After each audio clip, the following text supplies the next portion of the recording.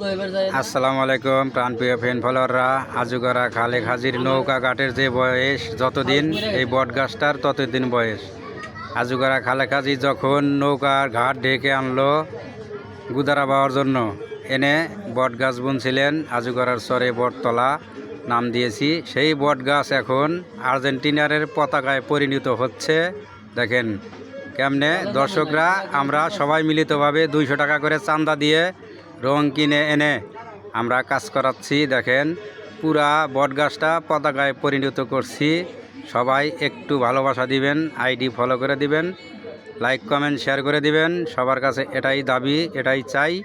দেখেন পাবলিক চাইলে এমন কোনো কাজ নাই যে করতে পারবে না।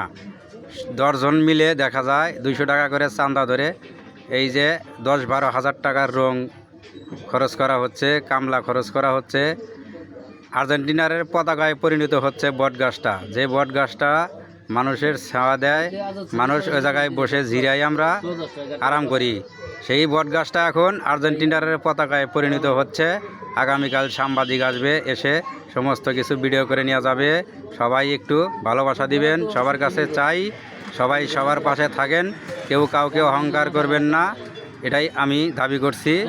এই যে রং করছে কুরমান আলী, অনেক রিস্ক নিয়ে, আরও শ্রমিক আছে রং করার জন্য, সাইডে আছে, তাদেরকে ভিডিও করলাম না, শুধু কুরমান আলী দিয়েই ভিডিও বানাইলাম।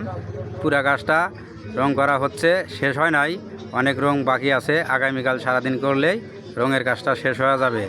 সবাই আশা করি ভিডিওটা দেখে আইডি ফলো করে দিবেন, লাইক কমেন্ট শেয়ার করে দিবেন। সবার কাছে এটাই দাবি। ধন্যবাদ। আসসালামু আলাইকুম।